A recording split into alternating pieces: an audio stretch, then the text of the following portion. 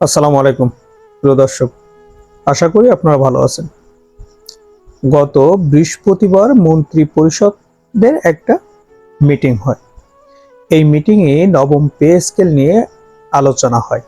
যদিও ওই মিটিংয়ের এজেন্ডা নবম পে স্কেল ছিল না, তবে নবম পে স্কেল নিয়ে একটা দীর্ঘ আলোচনা হয় যে কিভাবে এটা বাস্তবায়ন করা হবে, যেহেতু জুলাইয়ের 1 তারিখ থেকে নবম পে স্কেল কার্যকর করা হয়েছে।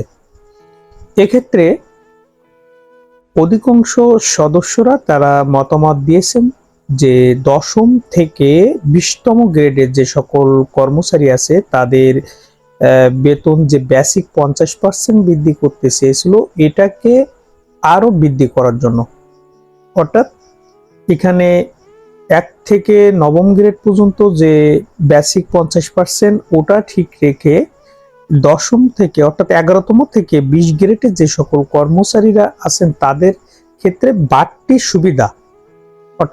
সুবিধা হিসাবে বেসিক 50% থেকে বৃদ্ধি করে আরো একটা নির্দিষ্ট অ্যামাউন্ট, অর্থাৎ সেটা হতে পারে 70% কিংবা 80% এমন বৃদ্ধির বিষয়ে একটা নীতিগত সিদ্ধান্ত নিয়েছেন। তবে এখনো সেটা চূড়ান্ত হয়নি, কারণ নবম পে স্কেলে কর্মচারীদের যে 50% বৃদ্ধি পাবে, তাতে যদি যে এক্সট্রা 15% যে প্রণোদনা ছিল সেটা বাদ দেওয়া হয় তাহলে দাঁড়ায় 35%। সেক্ষেত্রে যদি 70% বৃদ্ধি করা হয় বা 80% বৃদ্ধি করা হয়, তা থেকে 15% বাদ দিলে থাকবে 65% অথবা 55%, এমন একটা পার্সেন্ট হয়ে দাঁড়াবে। যে কারণে মন্ত্রী পরিষদের ওই বৈঠকে নীতিগতভাবে একটা সিদ্ধান্ত নিয়েছেন যে কর্মচারীদের সুবিধা বৃদ্ধির লক্ষ্যে এই বাড়তি সুবিধা হিসাবে 50%-এর জায়গায় বাড়তি আরেকটা পার্সেন্ট যোগ করে সেই টাকাটা বেসিক হিসাবে ধরা হবে।